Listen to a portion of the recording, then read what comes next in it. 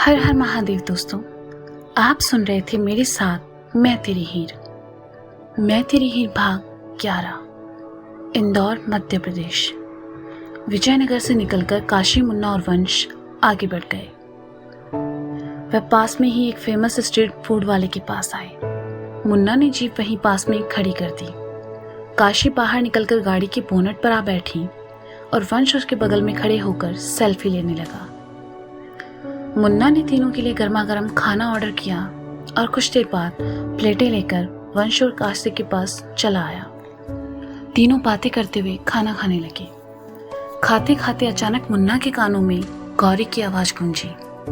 ओ hello, देखकर नहीं चल सकते क्या? और ऐसे घूर क्या रहे हो? मुन्ना सोच में डूब गया। क्या गौरी सच में वही लड़की थी जिससे मुन्ना सुबह मिला था? मुन्ना को सोच में डूबा देखकर वंश ने काशी को इशारा किया।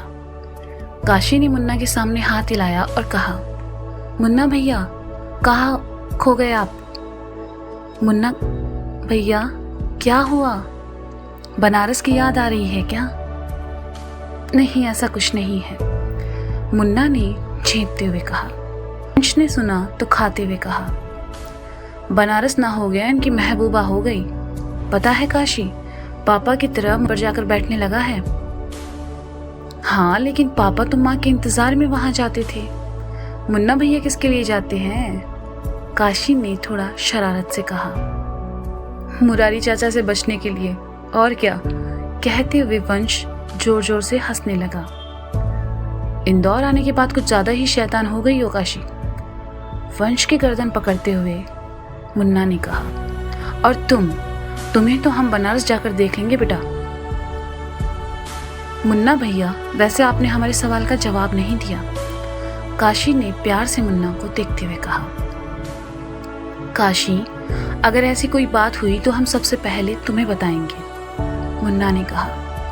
और वंश भैया, आपको कोई पसंद आई या नहीं? वैसे बनारस की लड़कियां भी बहुत खूबसूरत होती हैं, काशी ने कहा। काशी की बात सुनकर वंश की आंखों के आगे गौरी का चेहरा आ गया। जब उसने कहा, अब जान पहचान हो गई है तो मुलाकातें भी होती रहेंगी। उस बात को याद कर वंश मुस्कुरा उठा और कहा, पसंद तो नहीं आई है, पर लगता है जल्दी आ जाएगी। हम तो इस बात से खुश हैं कि हमारी दो भाभियां होंगी। हम तो उन्हें खूब परेशान करने वाले हैं, काशी ने खुश होकर कहा। वैसे तुम चाहो तो प्रिया ऋतु में से एक को मुन्ना के लिए सेट कर सकती हो, वंश ने मुन्ना की तरफ देखकर शरारत से कहा। तो मुन्ना उसकी तरफ लपका, लेकिन वंश उसे चिढ़ाते हुए आगे आगे भागने लगा। काशी उन दोनों को बच्चों की तरह झगड़ते देखकर मुस्कुरा रही थी। पापा और मुरारी चाचा की तरह आप दोनों का रिश्ता भी बहुत खास है। आप दोनों हमेशा ऐसे ही खुश रहे, महादेव से मेरी ये प्रार्थना है, काशी ने मन ही मन कहा। कुछ देर बाद वंश मुन्ना के हाथ आ गया तो मुन्ना ने उसका कान पकड़कर उसे काशी के पास लाते हुए कहा, बड़े भाई का मजाक उड़ाते शर्म नहीं आती तुम्हें? कौन सा बड़ा भाई? मैं तो तुम्हें तुम्हारी शादी के बाद भी मुन्ना ही बुलाऊंगा, सोच लो, वंश ने कहा। देखो वंश भैया, भले 25 मिनट बड़े क्यों ना हो, मुन्ना भैया रहेंगे तो हमारे भैया ही, काशी ने कहा। हाँ, समझाओ इस गधे को, मुन्ना ने वंश का कान छोड़ते हुए कहा। इस जन्म में तो मैं तुम्हें भैया नहीं कहने वाला, समझे मुन्ना, वंश ने थोड़ा चिढ़ते हुए कहा। अच्छा ठीक है, गुस्सा मत करो, चलो चलते हैं, नाना नानी हम लोगों की राह देख रहे होंगे, मुन्ना ने कहा। तो वंश और काशी जीप में आ बैठे और घर के लिए निकल गए। वंश खुश था कि इंदौर की सड़कों पर रात में घूमना, वो भी बिना किसी रोक टोक के। वह अपनी सीट से उठ खड़ा हुआ और हवा में हाथ फैलाकर अपनी खुशी को जाहिर करने लगा। मुन्ना ने देखा तो मुस्कुरा उठा। वंश को मुन्ना बहुत अच्छे से जानता था। वंश की सोच, वंश के सपने, इनसे वह अनजान नहीं था। कुछ देर बाद जीप अधिराज जी के घर के सामने आकर रुकी। मुन्ना ने हॉर्न बजाया तो सतीश ने आकर दरवाजा खोल दिया। मुन्ना जीप को अंदर ले आया। तीनों नीचे उतरे और अंदर चले आए। रात के 11 बज रहे थे। मुन्ना ने देखा अधिराज जी अभी भी जाग रहे हैं, तो वह उनके पास चला आया और उनके सामने पड़ी कुर्सी पर बैठते हुए कहा, आप सोए नहीं नाना जी? अधिराज जी ने हाथ में पकड़ी किताब को साइड में रखा, आंखों से चश्मा उतारा और मुन्ना की तरफ देखकर कहा, इस उम्र में नींद कम ही आती है बेटा, घुमाए तुम सब? हाँ नाना जी, लेकिन यहाँ की चकाचौंध और शोर शराबे में न जाने क्यों घुटन का एहसास होता है, मुन्ना ने कहा। तुम बिल्कुल शिवम जी पर गए हो बेटा, उन्हें भी ये बड़े शहरों का शोर पसंद नहीं था, वह सिर्फ तुम्हारी बड़ी माँ के लिए यहाँ आए थे, अधिराज जी ने कहा। अच्छा नाना जी, आपसे एक बात पूछें? मुन्ना ने थोड़ा झिझकते हुए कहा। हाँ पूछो ना मुन्ना, अधिराज जी ने कहा। क्या एक इंसान के दो किरदार हो सकते हैं? मान लीजिए जैसे हमारा और वंश का नेचर एक ही इंसान में हो सकता है क्या? मुन्ना ने पूछा। देखो मुन्ना, इस दुनिया में हम इंसानों से न जाने कितने ही मुखौटे अपने चेहरे पर लगा रखे हैं। ज़रूरत के वक्त हम हर बार वो मुखौटा उतार फेंकते हैं। जैसे तुमने कहा कि एक इंसान में दो किरदारों का होना, ये आम बात है बेटा। वक्त और परिस्थितियों के अनुसार इंसान अपना किरदार बदलता रहता है। वैसे तुमने अचानक ये क्यों पूछा? अधिराज जी ने कहा। कुछ नहीं नानू, बस ऐसे ही। हमें नई नई चीज़ें जानने का बहुत शौक है ना, इसलिए। अच्छा रात बहुत हो गई है, आप जाकर सो जाइए, हम भी जाते हैं, मुन्ना ने उठते हुए कहा। मुन्ना, अधिराज जी ने उठते हुए कहा। जी नाना जी, मुन्ना ने पलटकर कहा। तुम अपनी उम्र से कहीं ज़्यादा समझदार हो, मेरा आशीर्वाद है कि तुम खूब तरक्की करो, अधिराज जी ने मुन्ना के पास आकर कहा।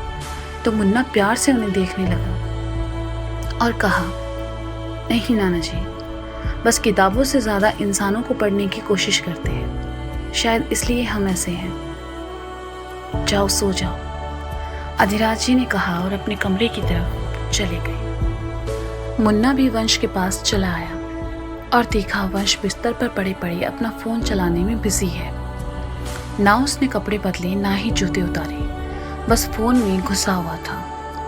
मुन्ना कपड़े बदलकर हाथ मुंह धोकर आया और वंश के हाथ से फ़ोन छीनते हुए कहा, ये क्या तुम हर वक्त फ़ोन में लगे रहते हो?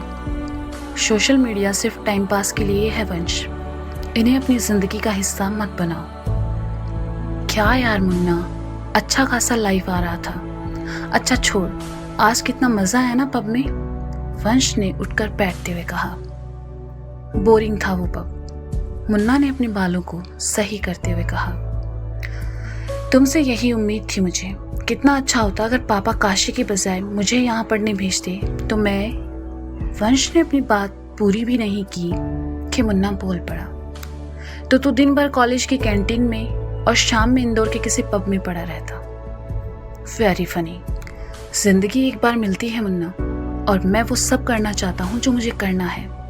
क्या पता फिर मौका मिले ना मिले, वंश ने दार्शनिक अंदाज में कहा। तू ना थोड़ा सा बड़े पापा जैसा बन, ताकि लोगों को लगे कि तू उनका बेटा है, मुन्ना ने तकिया लेकर सर के नीचे लगाते हुए कहा। मुन्ना, लोगों के साथ ना एक दिक्कत है, लोग सिर्फ बाहरी चीजों को देखकर हमें जज कर लेते हैं, कभी किसी किरदार को बारीकी से समझते ही नहीं। अगर समझे तो ये भेदभाव हो ही ना, वंश ने कहा। मतलब तेरा कहना है कि तुम में बड़े पापा वाले वो सारे गुण हैं, मुन्ना ने कहा। सारे नहीं है, लेकिन हाँ कुछ हो सकते हैं, वंश ने भी तकिया उठाकर सर के नीचे लगाते हुए कहा। हमारे पापा वाले सारे गुण तुम में हैं, मुन्ना ने मुस्कुराते हुए कहा। मैं मुरारी चाचा की तरफ बकैती नहीं करता मुन्ना, वैसे भी मैं और मुरारी चाचा हैं बिंदास। सीधी भाषा में किसी को समझ में आए तो ठीक, वरना अपने तरीके से समझाना जानते हैं, वंश ने कहा। हाँ सही है तुम दोनों का भी। कल सुबह बनारस के लिए निकलना है और कोई बहानेबाजी नहीं, मुन्ना ने कहा और मुंह फेरकर सोने लगा। तो वंश उछलकर उसके सामने आया और कहा, इतनी जल्दी? आज ही तो आए हैं यार, और तूने देख प्रॉमिस किया था कि तू यहाँ कुछ दिन रुकेगा। हाँ लेकिन दिवाली है और फिर काशी को वापस भी तो आना है, जितनी जल्दी बनारस जाएंगे उतने ज़्यादा दिन काशी घर वालों के साथ रह पाएगी। मुन्ना ने कहा। मुन्ना प्लीज़ यार, पापा फिर से नहीं आने देंगे, कल रुक जाते हैं प्लीज़, वंश ने रिक्वेस्ट करते हुए कहा। एक शर्त पर, मुन्ना ने कुछ सोचते हुए कहा। मंजूर है। वंश ने बिना मुन्ना की शर्त सुने ही हाँ बोल दिया। ठीक है, कल बताएंगे, अभी सो जाओ, कहकर मुन्ना ने आंखें मूंद ली और सोने चला गया। वंश भी उसके बगल में आ लेटा और सो गया। बनारस उत्तर प्रदेश। दोपहर के खाने के बाद सारिका घूमते हुए वंश के कमरे में आई। वंश के बिना ये घर कितना खाली खाली लगता था। सारिका ने कमरे की खिड़कियां बंद कर दी। वंश का बिखरा हुआ सामान कम उठाकर रखने लगी और फिर बिस्तर की तरफ चली आई, जहां एक फ्रेम में वंश का बहुत ही प्यारा सा फोटो लगा हुआ था। सारिका ने फ्रेम उठाया और वंश के फोटो को प्यार से देखने लगी। उसने अपनी साड़ी का पल्लू उठाया और उससे फ्रेम को साफ करने लगी। दरवाजे पर खड़ा शिवम सारिका को ये सब करते हुए देख रहा था। कुछ देर बाद उसने अंदर आते हुए कहा, तो आप यहाँ हैं, अपने लाडले को मिस कर रही होंगी, है ना? आप कब आए? सारिका ने फ्रेम को वापस टेबल पर रखते हुए कहा और शिवम के पास चली आई। जब आप हमारे बेटे की तस्वीर को हाथों में लेकर बड़े प्यार से देख रही थी, इतने प्यार से तो आपने कभी हमें भी नहीं देखा, शिवम ने कहा। आपको देखने के लिए हमें इन आंखों की जरूरत नहीं है, आपको तो हम बंद आंखों से भी देख सकते हैं, क्योंकि आप हमारे मन में समाये हैं। सारिका ने शिवम के कुर्ते पर लगी मिट्टी को हाथ से हटाते हुए कहा। शिवम ने सारिका के हाथ को थामा और कहने लगा, सरू, पता है, आज जब मुरारी के साथ सड़क से गुजर रहे थे तब रास्ते में हमें आप दिखाई थी। आपको काम करते देखकर हमें बहुत अच्छा लगा। इस शहर के बारे में कितना सोचती हैं आप, क्योंकि इस शहर ने हमें हमारी ज़िंदगी के सबसे कीमती इंसान को हमसे मिलवाया है। और भी बहुत कुछ दिया है इस शहर ने हमें। इस शहर ने हमें नई ज़िंदगी दी, जीने की नई वजह दी और आप सब लोगों का प्यार दिया, जो हमारे लिए बहुत अनमोल है। कहते कहते सारिका की आंखें कुछ नम सी हो गई। शिवम ने देखा तो उसे अपनी बाहों में भरते हुए कहा, तो फिर आज हमारे साथ घाट चलेंगी आप? बिल्कुल, ये भी कोई पूछने की बात है, सारिका ने कहा और मुस्कुराती हुई शिवम को देखने लगी। शिवम कुछ देर सारिका की आंखों में देखता रहा और फिर कहा, आप जाकर तैयार हो जाइए, फिर थोड़ी देर में चलते हैं। सारिका नीचे चली आती है। नीचे आकर वह आई को जब बाहर जाने के बारे में बताती है तो आई खुशी खुशी उसे जाने के लिए हाँ कह देती है। तैयार होकर शिवम और सारिका घाट जाने के लिए घर से निकल जाते हैं। सूर्यास्त का समय था और इस समय घाट पे बैठकर अस्त होते सूरज को देखना बनारस का सबसे खूबसूरत नज़ारा था। शिवम का हाथ थामे घाट की सीढ़ियों पर बैठी सारिका खामोशी से अस्त होते सूरज को देख रही थी और शिवम सारिका की चमकती आंखों को। सामने गंगा का पानी शांत और शीतल अपनी लय में बह रहा था। सूर्य अस्त हो चुका था और घाट की लाइटें जल उठी थी। नौका भी आकर किनारे लग चुकी थी। सारिका शिवम की तरफ पलटी और कहा, आपसे एक बात पूछें? हाँ पूछो ना, शिवम ने सामने बहते पानी को देखते हुए कहा। आप बनारस से इतना प्यार क्यों करते हैं? सारिका ने पूछा। शिवम ने एक नज़र सारिका को देखा और फिर सामने देखते हुए कहने लगा, बनारस मेरा घर है और ये घाट है उस घर की खिड़कियाँ, जहाँ बैठकर देखा जा सकता है जिंदगी का सच, जहाँ बैठकर जिया जा बीता हुआ कल और भुलाई जा सकती है आने वाले कल की चिंता। जिसके एक सिरे पर है जिंदगी तो दूसरे सिरे पर नजर आता है उसी जिंदगी से जुड़ा सच। सारिका ने सुना तो अपने हाथों की पकड़ शिवम की बाह पर मजबूत कर ली और उसके कंधे पर सर टिकाते हुए कहा, हमें नहीं पता ये जिंदगी कितनी है, पर जितनी भी है हम इसे आपके साथ जीना चाहेंगे। शिवम ने सारिका के सर को अपने होंठों से छुआ और सामने बहते गंगा के पानी को देखते हुए खामोश रहा। जो सुकून बाहर था वही शिवम के अंदर भी था। बनारस आज भी उतना ही खूबसूरत नजर आ रहा था और उससे भी खूबसूरत था उसके हाथ में सारिका के हाथों का होना। तो दोस्तों, ये था मैं तेरी हीर भाग 11। इसका अगला भाग आप जल्द ही सुनेंगे मेरे साथ। तब तक के लिए शुक्रिया, बाय बाय। अपना ख्याल रखें और सुनते रहें मैं तेरी हीर।